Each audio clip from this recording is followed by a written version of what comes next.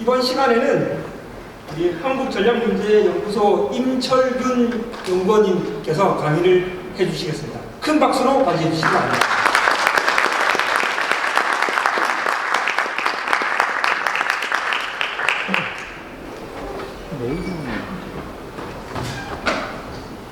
오늘 얘기를 되게 하고 있습니다.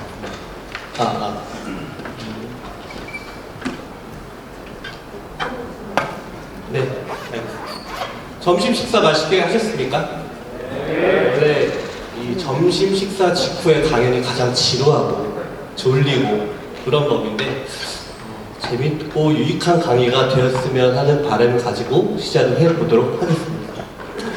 저는 한국전략문제연구소에서 북한의 군사전략이라든지 아니면 적선국들에 대해서 주로 연구를 하고 있고요.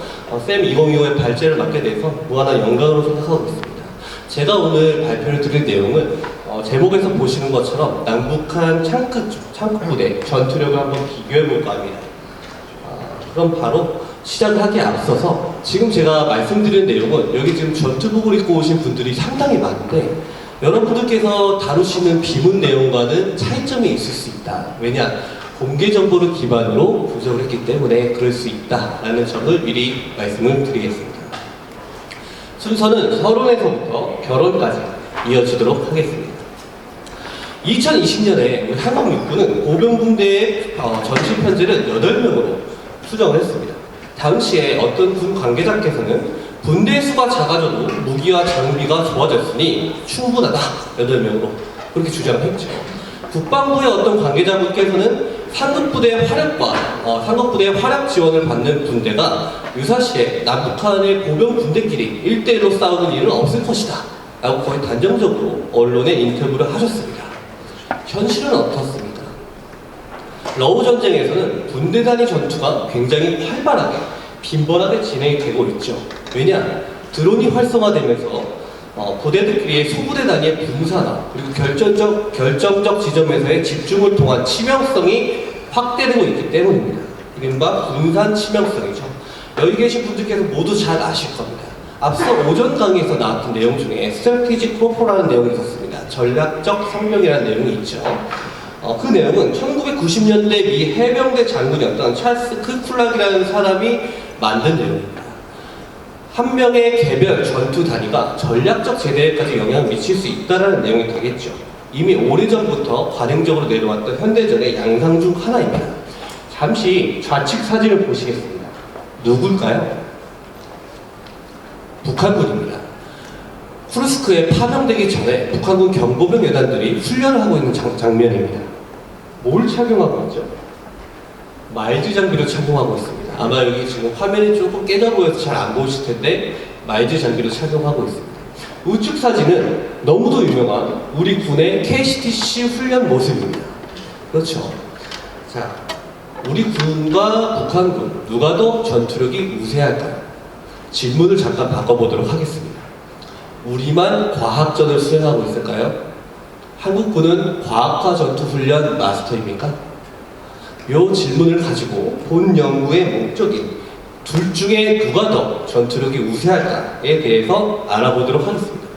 연구 목적 달성을 위해서 저는 두 가지의 연구 방법론을 적용했습니다. 하나는 확장 정태적 연구 방법론인 QJMA를 적용을 했고 나머지 하나는 스왓을 적용을 했습니다. 지금 화면에 보이는 이 할아버지가 바로 미 육군 예비역 대령인 트레버 도프입니다. 작고를 하셨고요. 이분이 만든 연구 조직이 히어로라는 연구 조직이 있어요. 여기서 냉병기 시절부터 걸프전 시절까지 냉병기 시절부터 걸프전까지의 전사를 연구를 해서 유무형적 전투 요소가 전투 결과에 미치는 영향을 분석한 게 바로 QJMA 방법론입니다. 어떻게 하냐? 전투치사 지수라는 것을 먼저 계산을 한 다음에 거기에 환경 변수와 작전 변수를 곱하는 방식입니다. 그래서 이런 수식들을 하나하나, 이 수식들 하나하나가 다 의미가 있거든요. 근데 이걸 제가 말씀드리면은 오늘 2시간이 지나도 아마 안 끝날 겁니다. 그래서 세부 수식에 대한 내용은 붙인 문서를 참조하시면 되겠습니다. 저는 어쨌든 이런 수식의 일부에서 전투치사 지수를 먼저 구했고요. 그렇게 도출된 전투치사 지수에 대해서 각각 전투력 지수를 구하기 위한 환경 인수를 다시 더해서 공자와 방자의 구분된 전투력을 도출을 했습니다. 그 다음에는 동심 깊은 방어지대를 구축하고 있는 한반도의 전략 환경을 고려해서 전술적 기습효과 인수는 배제하고 기타 등등 이러한 지금 화면에 보이시는 3번 항부터 5번 항목, 6번 항목에 이르기까지 유무형적 전투력 기준들을 모두 곱해서 실제 남북한 보병 군대의 전투력 수준을 정량화, 객관화하고자 해봤습니다.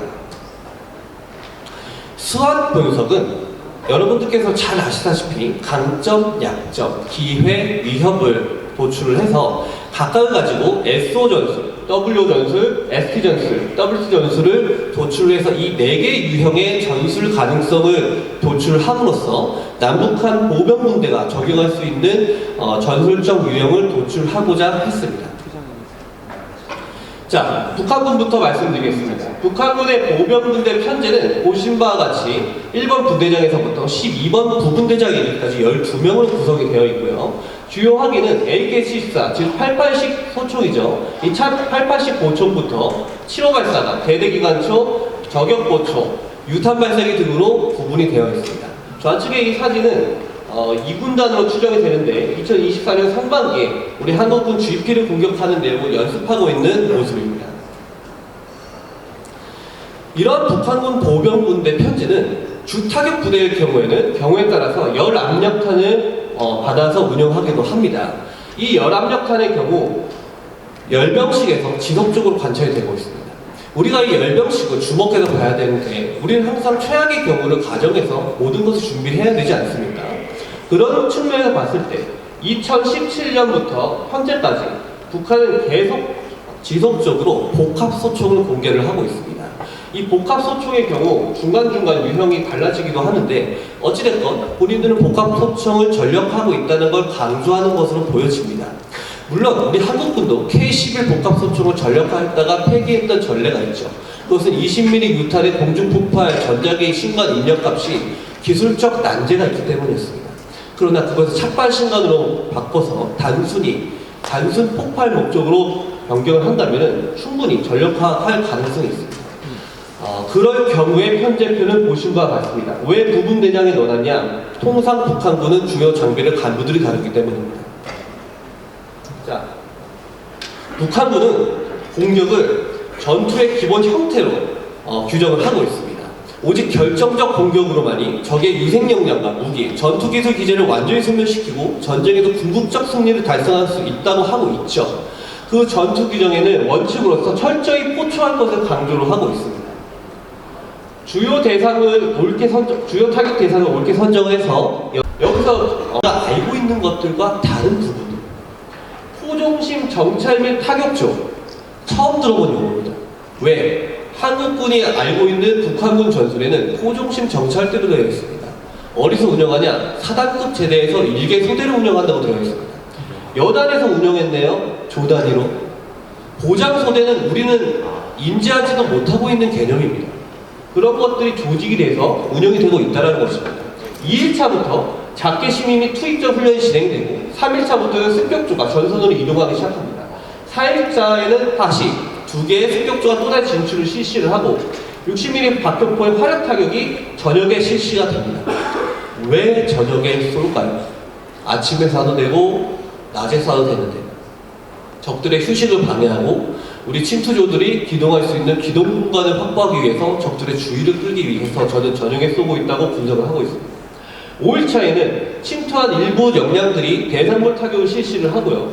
6일차에 총공격을 개시를 합니다. 이 총공격이 새벽에 개시가 되는데 오전에 각각 침투에 있었던 습격조들과 함께 본대 병력들이 각 타격 대상물들을 공격을 합니다. 그러고 나서 확보된 일제의 진지에 보장소대가 전개가 되고 이후 반장갑 방어 편성이 이루어집니다. 반장갑 집행점 및 반장갑 부역되겠죠. 이런 것들이 진행이 되면서 7일차에는 다시 보장소대가 추가적으로 점령한 진지로 진출이 하면서 새벽에 04시부터 06시 사이에 적의 차후 방어 지대 일대로 또다시 습격조들이 침투를 합니다. 8일차에는 전장 정리를 하고 임무 결성을 하죠.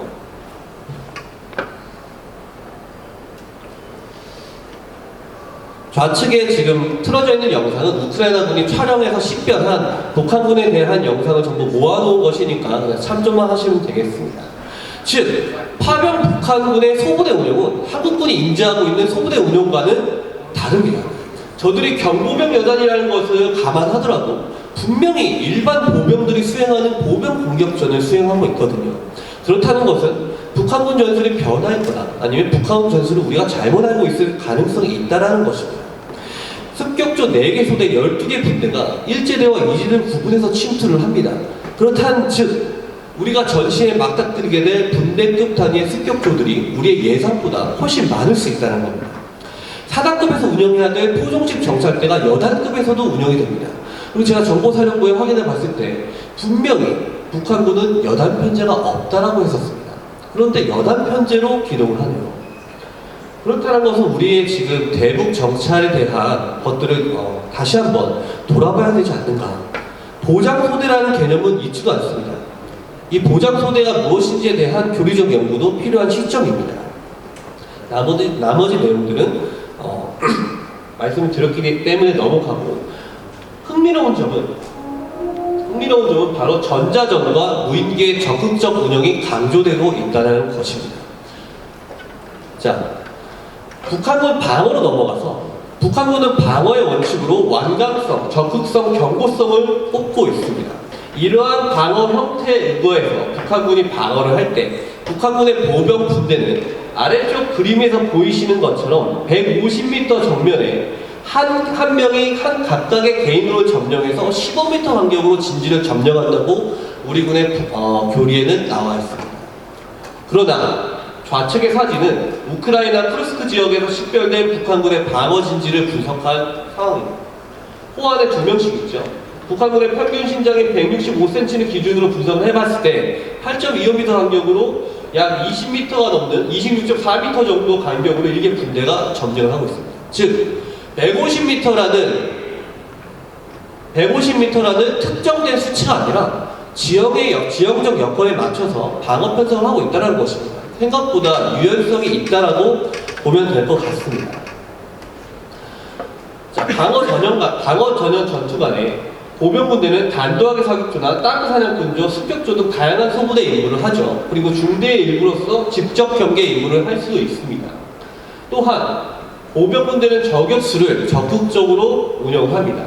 우리 군이 북한군을 공격을 할 때 적개 사격에서부터 반장과 구역대 사격, 이동조의 사격, 부동조의 사격, 포병 집중 사격을 넘어서 북한군의 방어지지 정면으로 돌입할 때까지 우리 군이 입게 될 피해는 북한의 드론 전력이 강화되고 북한의 장거리 정밀 타격 전력이 증가함에 따라서 점점 더 위협이 고조돼 가고 있습니다. 다음은 한국군을 분석을 하겠습니다. 한국군 보병분대는 아미타이거 4.0을 달성하기 위해서 각급 제대가 K808 장갑차 등과 죄송합니다. K808 장갑차 등을 전력화하면서 하차 전투 등 여러 가지 훈련을 진행을 하고 있습니다. 사격 훈련 같은 경우는 굉장히 고무적인데 돌연표적 제압 사격, 이런 실전적인 사격 훈련을 하고 있습니다. 워리어 플랫폼이 전력화되는 보급률이 증가함에 따라서 한국군 소부대의 전투력 역시 증가하고 있는 것으로 볼 수 있습니다.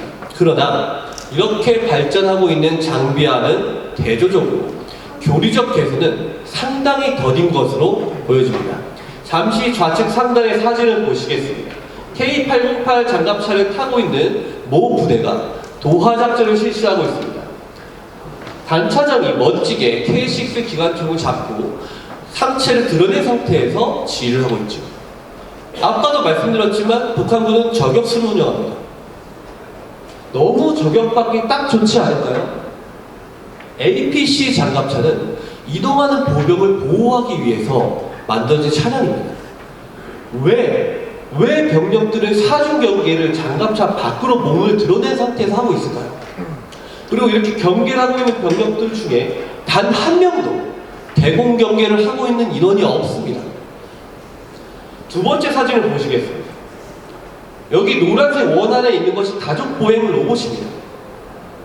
이 인원이 고개를 숙이고 있는 이 인원이 조종 콘솔을 바라보면서 로봇을 조종을 하고 있죠. 이 로봇과 이 병사 간의 간격이 얼마나 떨어져 있습니까? 로봇 왜 쓰는 거죠? 그런데 이 장면은 방송 촬영 중이었습니다. 그렇다는 얘기는 저 대대에서는 저 장면을 찍기 위해서 엄청난 노력을 했을 겁니다. 통상적인 우리 군부대에 돌아가는 것을 봤을 때 엄청난 회의를 하고 엄청나게 준비를 했을 거예요. 그런데도 이런 장면이 나왔다. 그렇다는 얘기는 이 로봇 자체가 이 거리 이상을 이격을 하면 사각 지역에서 조종이 되지 않을 가능성이 있는 것이죠. 그런 장비들의 개선 소요를 우리는 식별을 해야 됩니다. 마지막 사진을 보시겠습니다. 전차호 안에 드론을 조종하고 있는 조종병을 둘러싸고 경계 병력들이 오밀조밀 모여 있습니다.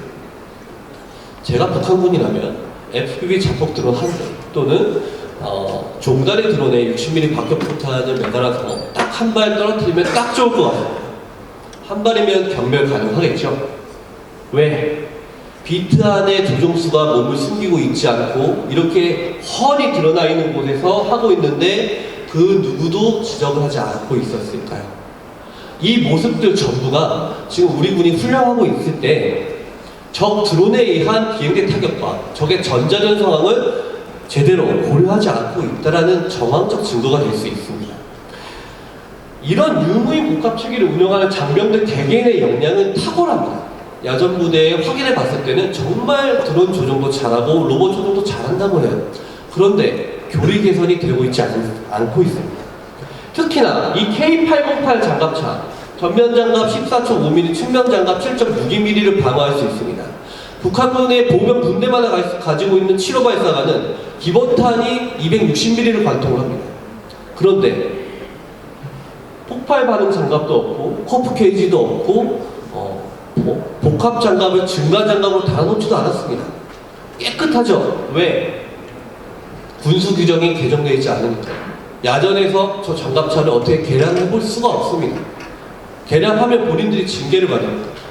이런 것들을 시급하게 개선을 해야 됩니다.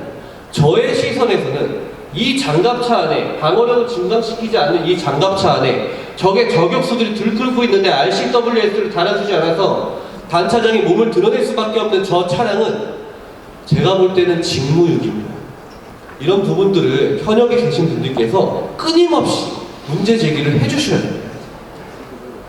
특히나 FPV 드론을 막아낼 수가 없죠. 왜? 상부 장갑에 병력들이 나올 수 있도록 뚜껑을 달아서 장갑 방어력이 더 약화됐으니까요. 좌측의 영상은 우크라이나군 보병분대가 러시아군의 참호선을 공격하고 있는 실제 장면입니다. 뭐 여러 가지로 본인들끼리 수신호로 은밀하게 주고받고 있죠. 그러고 나서 중요한 장면이 여기서부터니까 넘기겠습니다. 제압 사격을 하고 있습니다. 그죠?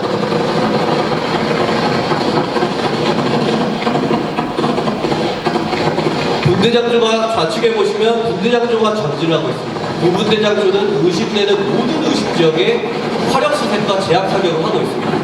분대장조가 자리를 잡으면 다시 군분대장조가 전진을 하고 분대장조가 또다시 제압 사격을 합니다. 그리고 나서 그 진지로 예상되는 지역으로 돌입을 하죠. 시간 관계상 여기까지 하겠습니다. 자, 우측 사진을 보시겠습니다.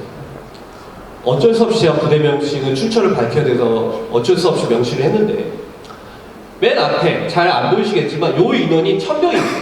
뒤에 한 개 분대 병력이 기동을 하고 있습니다. 그런데 전혀 간격이 다른 똑같은 간격으로 일렬로 행군을 하고 있습니다. 왜 그럴까요? 우측 사진을 보시면 이게 진지고요. 여기 파란색 뭔가 보이죠? 방탄헬멧입니다. 적이 조준을 하고 있고 요 지점이 2열 중대로 이병력들이 전진을 하고 있습니다. 공격 기동을 하고 있는 장면이었습니다. 왜? 우리 지휘자들의 역량이 형편없어서? 우크라이나 군의 분대장들보다 우리 지휘자들이 능력이 떨어져서? 아니죠.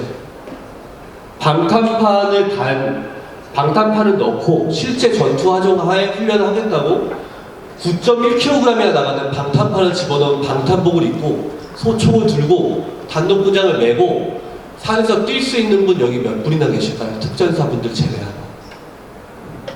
방탄판도 우리 심각하게 고민을 해봐야 됩니다. 그렇다고 해서 저 9kg가 넘는 방탄판이 제대로 된 방어력이 있느냐? 아닐 거라는 것에 제 오른손을 걸 수 있습니다. 한국군의 보병 소대급 진지는 보신 바와 같이 편성이 되어 있습니다. 1참호, 2참호, 3참호 선으로 구성이 되어 있고 전방에 장애물 지대와 최후 방어 사격 구역이나 최적 표적사 같은 다양한 화력 경매 구역들을 함께 운영을 하고 있죠. 통상적으로 한 개 호에 2명이 투입이 되니까 8인 편제를 고려하면 1차 호선의 한 개 부대의 방어 진지 정면은 4개 진지를 점령이 가능합니다. 그래서 우리 군은 이 부족한 병력을 화력으로서 보완하겠다고 공간지에 원격 운영 통제탄이라는 것을 설치를 합니다. 여기 지금 2가지 제가 사진을 묘사해 놨죠. 자, 그런데 한국군은 북한군과 다르게 저격수가 없습니다. 중대에서 지정한 대전차 임무 수행 소대가 아니면 펜저스리나 로우도 없어요. 그렇다는 얘기는 RPG-7 등의 즉흥성 높은 공용항에 대해서 열세일 수 있다는 얘기가 될 수 있습니다. 진지 자체도 중간지가 굉장히 넓게 분포하고 있습니다. 그죠? 그래서 화력 타격과 함께 포초 공격을 받으면은 돌파가 될 공산이 대단히 높습니다. 따라서 단순 드론, 정찰용 드론의 운영뿐만 아니라 FPV 드론이라든지 이런 것들 적극적으로 활용해서 적이 우리의 주방어지대에 접근하지 못하도록 비접촉 화력 전투를 극대화시켜야 될 필요가 있습니다. 그리고 적의 화력 타격에서의 생존성을 높이기 위해서 나치 독일군이 수행했던 것 중에 탄력 방어 전술이라는 게 있어요. 1차 호선에 있는 병력들이 적의 공격이 개시가 되면 2차 호선의 주방어지대로 이동을 하고 적이 1차 호선을 넘어서 2차 호선을 접근하면 예정되어 있던 화력 경멸 지역에서 경멸하는 것입니다. 그런 것들 연구를 해야 됩니다. 진지 중간중간 여우 같은 것도 파야 되죠. 그래서 이런 것들을 가지고서 전투 치사 지수를 분석을 해보면 북한군이 5,000대, 한국군이 10,000대에 이르는 전투력을 가지고 있다고 분석이 되고 있습니다. 각 파기별로 대조해보면 소총은 한국군이 2.26배, 기관총은 12.18배 더 우세합니다. 그러나 저격총이나 RPG-7 같은 것은 우리가 없기 때문에 제한적 열세라고 볼 수 있죠. 그래서 이것들을 양측 간의 공격 방어 비율을 계산을 해보면은 양측 모두 상대방의 방어 편성 하에서는 돌파가 곤란하다라는 결과가 나옵니다. 얼마나 많은 병력을 집어넣어야 돌파가 될까? 상급 부대 지원이 없다면 북한군은 8개 분대 이상의 병력이 공격을 하면 급편 방어서부터 점점 돌파가 가능해집니다. 근데 북한군은 우리보다 수적으로 많죠. 스톰제트 전술을 배우고 있죠. 화력 타격과 드론을 늘리고 있습니다. 그렇다는 얘기는 우리 군보다 훨씬 많은 병력으로 공격을 해올 공산이 높다는 것이 되겠습니다. 방어 가능한 임계점 구간을 지나게 되면 급격하게 방어 돌파 구간이 좁아지는 것을 알 수 있습니다. 따라서 우리 한국군도 앞서 말씀드렸던 비접촉 화력 전투를 극대화시켜야 됩니다. 지금 이것에 수학 분석을 해놓은 것인데 시간이 조금 제한되나요? 조금 제한되면 네. 그래서 북한군 같은 경우는 SO 전술 같은 경우 적해 사격과 철벽작전 반타격, 즉 반환공 사격으로 우리 드론들을 떨고 나서 스톰제트 공격을 가할 것으로 생각이 됩니다. W 전술 같은 경우는 저격수와 저격을 하고 RPG-7이 우리 K-808을 소멸하려고 하겠죠. ST 전술은 수적 우를 활용해서 한국군 진지에 제압 사격을 하면서 접근을 할 겁니다. 물론 전자전과 비행기 타격도 같이 이루어질 겁니다. WT 전술은 마찬가지입니다. 그래서 나눠드린 유인물에서 보신 바와 같이 한국군은 마찬가지로 수화스 이런 식으로 구성을 할 필요가 있습니다. 결론입니다. 차륜형 장갑차 방어력 개선이 너무도 시급합니다. 군수장비 규정 개선도 시급합니다. 특히 여기 계신 우리 장교분들의 드론 운영을 위한 공역 통제, 시간 분리, 공역 분리를 계획할 수 있는 역량 구비가 시급하다고 할 수 있습니다. 적의 재파식 돌격을 경멸하기 위해서 소대급의 추가 곡사화력을 배치해줘야 됩니다. 60mm 박격포를 도태시킬 것이 아니라 소대장이 운영할 수 있는 소대장용 곡사하기로 편제시켜줄 필요가 있습니다. 아미타이거 4.0 편제에 중대 예하 6개 반이 아니라 중대 예하 3개 소대 9개 반으로 편제를 변경시킬 필요가 있습니다. 특히 적의 전자전 상황을 고려해서 광섬유로 조종할 수 있는 드론과 광섬유로 조종하는 다족형 로봇, 원격 운영 통제탄 등을 전투 실험을 시급하게 할 필요가 있고요. 이 부분을 제일 강조시켜서 드리고 싶습니다. 저가의 FPV 드론은 대량으로 보급하기 위해서 3D 프린터를 여단급 부대에 보급해줄 필요가 있습니다. 그래서 각 여단급 부대들이 자기들 필요한 드론을 자체적으로 생산해서 운영할 수 있도록 해야 됩니다. 그래야 전장비 때 드론 손방실 때문에 행정보호관이나 주임원사나 중대장들이 그런 것들이 두려워서 드론을 함부로 운영하지 못하는 작금의 세태를 개선시킬 필요가 있습니다. 마지막으로 지금 각 분대, 특히 소부대 지휘자분들께 제가 이거는 아이디어를 들은 것인데요. 전술무전기 좀 달라고 합니다. 이것은 차급 부대에 계신 분들의 의견을 전달드리기 위해서 넣은 말씀이었습니다. 군대별로 4대 이상의 전술무전기를 달라고 합니다. 요거는 시간이 부족해서 우크라이나군의 SSO 6연대 8명이 북한군 1개수대 25명을 경멸한 영상이긴 한데 시간이 부족하니까 그냥 Q&A로 넘어가도록 하겠습니다. 이상으로 발표 마치겠습니다.